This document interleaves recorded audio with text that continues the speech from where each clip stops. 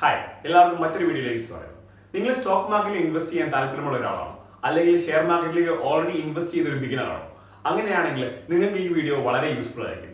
കാരണം എന്താണെന്ന് വെച്ചാൽ ഈ വീഡിയോയിൽ ഞാൻ സ്റ്റോക്ക് മാർക്കറ്റിലേക്ക് ഇൻവെസ്റ്റ് ചെയ്യുന്ന ബിഗിനേഴ്സ് സ്ഥിരമായി വരുത്തുന്ന കുറേ അധികം മിസ്റ്റേക്കുകളാണ് ഞാൻ ഈ വീഡിയോയിൽ ചൂണ്ടിക്കാണിക്കുന്നത്. അപ്പോൾ ആ മിസ്റ്റേക്ക് എന്തൊക്കെയാണെന്ന് അറിഞ്ഞാൽ തീർച്ചയായിട്ടും നിങ്ങളുടെ ഷെയർ മാർക്കറ്റിലെ പെർഫോമൻസ് വളരെയധികം നിങ്ങൾക്ക് ഇംപ്രൂവ് ചെയ്യാൻ സാധിക്കും. അപ്പോൾ വീഡിയോ ഇഷ്ടമാവുകയാണെങ്കിൽ തീർച്ചയായിട്ടും ഫ്രണ്ട്സ് ഒക്കെ ഷെയർ ചെയ്യുക. ചാനൽ ഇഷ്ടപ്പെട്ടെങ്കിൽ ചാനൽ സബ്സ്ക്രൈബ് ചെയ്യുക. I am Boni George. Welcome back to another video. ഒന്നാമത്തെ കോമൺ മിസ്റ്റേക്ക് എന്താണെന്ന് വെച്ചിട്ടുണ്ടെങ്കിൽ getting started before you are ready. നമ്മൾ എന്ത് പ്രോസസ് സ്റ്റാർട്ട് ചെയ്യുന്നതിന് മുന്നേ നമ്മൾ ആരും റെഡി എന്നൊരു ചോദ്യം ചോദിക്കുന്നത് വളരെ നല്ലതാണ്. അതുപോലെ തന്നെ സ്റ്റോക്ക് മാർക്കറ്റിലേക്ക് നിങ്ങൾ ഇറങ്ങുന്നതിന് മുന്നേ തീർച്ചയായിട്ടും ഫിനാൻഷ്യലി അതിന് നിങ്ങൾ റെഡി ആണോ എന്ന് നോക്കണം. ഫോർ എക്സാമ്പിൾ, നിങ്ങൾക്ക് വലിയൊരു പേഴ്സണൽ ലോൺ ഉണ്ടെന്ന് കരുതുക. Normally personal loan interest rate നിങ്ങൾക്ക് അറിയാലോ, 13-14% ഒക്കെ ആയിരിക്കും പേഴ്സണൽ ലോൺ ഇൻട്രസ്റ്റ് റേറ്റ് എന്ന് പറയുന്നത്. അപ്പോൾ നിങ്ങൾ ആദ്യമേ ചെയ്യേണ്ടത് എന്താണെന്ന് വെച്ചിട്ടുണ്ടെങ്കിൽ ഇങ്ങനെ ഹൈ ഇൻട്രസ്റ്റ് പേയിങ് ഡെപ്സ് എല്ലാം ആദ്യമേ ക്ലോസ് ചെയ്യുക. വലിയ കടബാധ്യതകൾ, വലിയ പലിശയുള്ള കടബാധ്യതകൾ ആദ്യമേ ക്ലോസ് ചെയ്യാൻ നിങ്ങൾ നോക്കുക. കാരണം എന്താണെന്ന് വെച്ചിട്ടുണ്ടെങ്കിൽ സ്റ്റോക്ക് മാർക്കറ്റിൽ നിങ്ങൾ പൈസ ഇടുമ്പോൾ ആ പൈസയ്ക്ക് 13% റിട്ടേൺ ലഭിക്കണമെന്ന് ഒരു നിർബന്ധവുമില്ല. അപ്പോൾ നിങ്ങൾ ആദ്യമേ ചെയ്യേണ്ടത്, അപ്പോൾ നിങ്ങളുടെ മേലുള്ള പ്രഷർ കൂടിക്കൊണ്ടേയിരിക്കും. അപ്പോൾ നിങ്ങൾ ആദ്യമേ ചെയ്യേണ്ടത് നിങ്ങളുടെ വലിയ പലിശയുള്ള കടകൾ ഉണ്ടെങ്കിൽ ആ കടകൾ ആദ്യമേ ക്ലോസ് ചെയ്യും. പിന്നെ ഇതേ പോയിന്റിൽ വേറൊരു കാര്യം പറയാനുള്ളത് എന്താണെന്ന് വെച്ചിട്ടുണ്ടെങ്കിൽ നമുക്ക് പലർക്കും എമർജൻസി ഫണ്ട്സ് കാണാം. അതായത് നമ്മൾ എന്തെങ്കിലും എമർജൻസിക്ക് വേണ്ടി നമ്മൾ സൂക്ഷിച്ചു വെച്ചിരിക്കുന്ന സേവിങ്സ് അക്കൗണ്ടിലൊക്കെ സൂക്ഷിച്ചു വെച്ചിരിക്കുന്ന കുറച്ച് പൈസ കാണും. പലപ്പോഴും ബിഗിനേഴ്സ് എന്താണ് ചെയ്യുന്നത് വെച്ചിട്ടുണ്ടെങ്കിൽ ആദ്യമേ സ്റ്റോക്ക് മാർക്കറ്റിൽ പൈസ ഇട്ട് കഴിയുമ്പോൾ കുറച്ച് പ്രോഫിറ്റ് കിട്ടി കഴിയുമ്പോൾ പ്രോഫിറ്റ് കുറച്ച് കൂടുതൽ ഉണ്ടാക്കിയേക്കാമെന്ന് കരുതിയിട്ട് അവരുടെ എമർജൻസി ഫണ്ട് വലിച്ച് അതുകൂടി സ്റ്റോക്ക് മാർക്കറ്റിൽ ഇൻവെസ്റ്റ് ചെയ്യുന്ന അവസ്ഥ നമ്മൾ കാണാറുണ്ട്. ഒരിക്കലും നിങ്ങൾ അങ്ങനെ ചെയ്യാൻ പാടില്ല. ഒരിക്കലും നിങ്ങളുടെ എമർജൻസി ഫണ്ട് നിങ്ങൾ സ്റ്റോക്ക് മാർക്കറ്റിലേക്ക് ഇടാൻ പാടില്ല. സ്റ്റോക്ക് മാർക്കറ്റ് ഭയങ്കര വോളറ്റൈലാണ്. അപ്പോൾ ഒരിക്കലും നിങ്ങൾ സ്റ്റോക്ക് മാർക്കറ്റിലേക്ക് നിങ്ങളുടെ എമർജൻസി ഫണ്ടിന്റെ പൈസ എടുത്തിട്ടുണ്ടെങ്കിൽ നിങ്ങൾക്ക് എന്തെങ്കിലും ഒരു ആവശ്യം വരുമ്പോൾ നിങ്ങൾ നോക്കുമ്പോൾ in case stock market down ആണെങ്കിൽ നിങ്ങൾക്ക് അത് വളരെ കുറഞ്ഞ തുകയിൽ നിങ്ങൾക്ക് ആ പൈസ നിങ്ങൾക്ക് പിൻവലിക്കേണ്ടി വരും. അതുകൊണ്ട് തന്നെ ഒരിക്കലും എമർജൻസി ഫണ്ട് നിങ്ങൾ സ്റ്റോക്ക് മാർക്കറ്റിലേക്ക് ഇടാൻ പോകരുത്.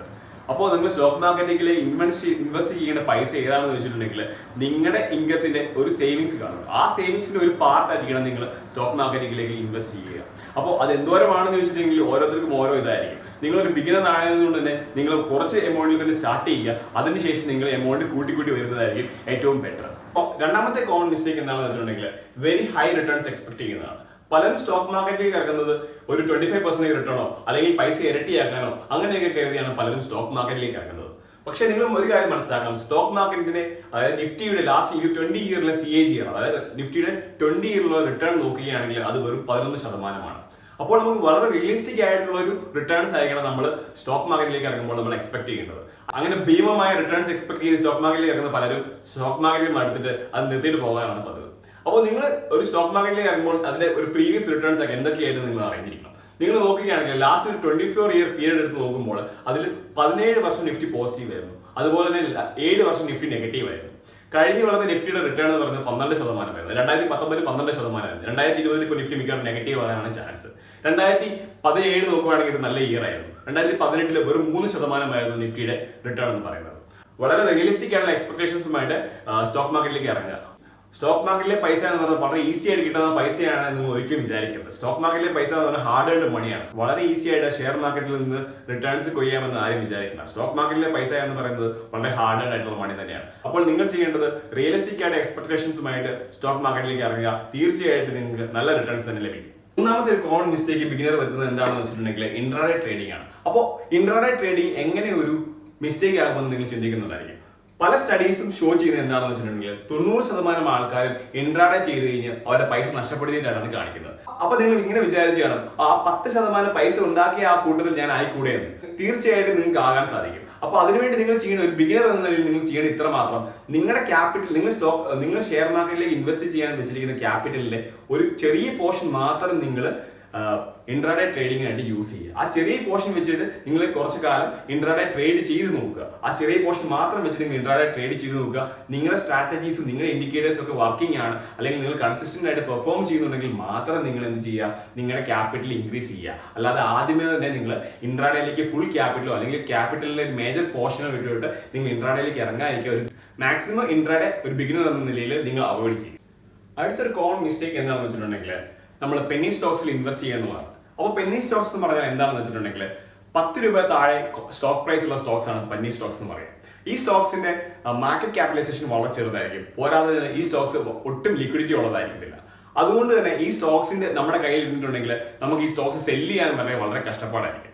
അപ്പോൾ നമ്മളെല്ലാവരും ഈ പെന്നി സ്റ്റോക്സിലേക്ക് അട്രാക്റ്റഡ് ആകാനുള്ള കാര്യം എന്താണെന്ന് വെച്ചിട്ടുണ്ടെങ്കിൽ ഈ സ്റ്റോക്സിന്റെ പ്രൈസ് വളരെ കുറവാന്നുള്ളതാണ്. അപ്പോൾ നമ്മൾ നോക്കുമ്പോൾ ഒരു പെന്നി സ്റ്റോക്ക് ഉണ്ട്, അതിന് വില 5 രൂപയാണെങ്കിൽ എൻ്റെ 10,000 രൂപയാണെങ്കിൽ എനിക്ക് 2000 എണ്ണം വാങ്ങാമെന്നൊരു ചിന്തയാണ് നമ്മളെ ഈ പെന്നി സ്റ്റോക്സിലേക്ക് നമ്മൾ അടുപ്പിക്കാനുള്ള കാര്യം. അപ്പൊ നിങ്ങൾ ഇങ്ങനെ ഓർക്കും 5 രൂപയിൽ ഈ സ്റ്റോക്കിന് വില 6 രൂപയാകുകയാണെങ്കിൽ, അതായത് 1 രൂപ കൂടുകയാണെങ്കിൽ എനിക്ക് 2000 സ്റ്റോക്ക് ഉണ്ടല്ലോ, അപ്പൊ എനിക്ക് ഒറ്റയടിക്കുന്ന 2000 രൂപ പ്രോഫിറ്റ് കിട്ടി എന്നൊരു ചിന്ത നമ്മളെ ഈ പെന്നി സ്റ്റോക്സിലേക്ക് അടുപ്പിക്കും. പക്ഷേ നിങ്ങൾ ഇങ്ങനെ കൂടി ചിന്തിക്കുക, ഈ 5 രൂപയുള്ള സ്റ്റോക്കിന്റെ വില 5ൽ നിന്ന് 4 ആവുകയാണെങ്കിൽ നിങ്ങൾക്ക് 2000 രൂപ ഒറ്റയടിക്ക് ലോസ് ഉണ്ടാകുമെന്ന് ഒന്ന് കാര്യം കൊണ്ട് നിങ്ങൾ ചിന്തിക്കുക.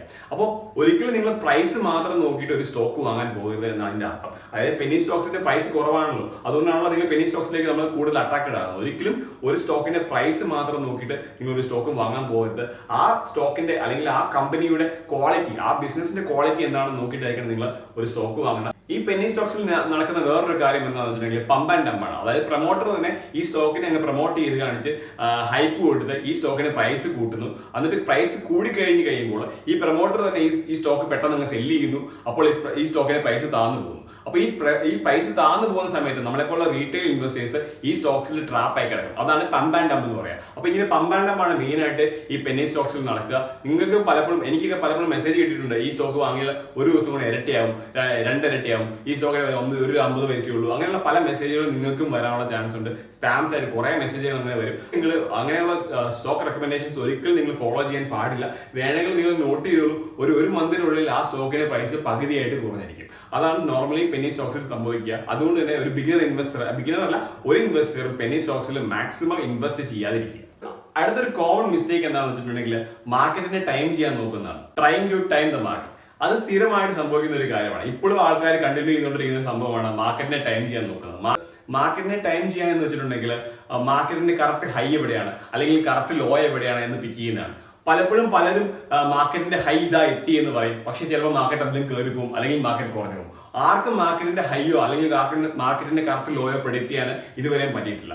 അമേരിക്കയിലെ ഫേമസ് ഇൻവെസ്റ്ററായ ജോൺ ബോഗിൽ എന്താ പറഞ്ഞതെന്ന് വെച്ചിട്ടുണ്ടെങ്കിൽ 55 കൊല്ലത്തെ പുള്ളിയുടെ ഇൻവെസ്റ്റ്മെന്റ് കരിയറിൽ പുള്ളിക്ക് ഇതുവരെയും ഒരാളെ പോലും കണ്ടെത്താൻ പറ്റിയിട്ടില്ലെന്ന് പറഞ്ഞത്. അതായത് മാർക്കറ്റ് ടൈം ചെയ്യാൻ പറ്റുന്ന ഒരാളെ പോലും കണ്ടെത്താൻ പറ്റിയിട്ടില്ല. ഇപ്പോൾ ഇൻ കേസ് അങ്ങനെ ഒരാൾ ഉണ്ടായിരുന്നെങ്കിൽ നിങ്ങൾക്ക് ഒരു കാര്യം ഉറപ്പിക്കാം, ആ പുള്ളിയായിരിക്കും ഈ ലോകത്തിലെ ഏറ്റവും വലിയ പണക്കാരൻ. അപ്പോൾ മാർക്കറ്റിനെ ടൈം ചെയ്യാൻ വളരെ ഡിഫിക്കൽട്ട് ആയ ഒരു കാര്യമാണ്. അതുകൊണ്ട് ഒരിക്കലും നിങ്ങൾ മാർക്കറ്റിനെ ടൈം ചെയ്യാൻ വേണ്ടി നിങ്ങൾ ഇൻവെസ്റ്റ്മെന്റിനായി വെയിറ്റ് ചെയ്തുകൊണ്ടിരിക്കരുത്. കാരണം മാർക്കറ്റിനെ ടൈം ചെയ്യാൻ പറ്റുന്ന ആരും ലോകത്തില്ല.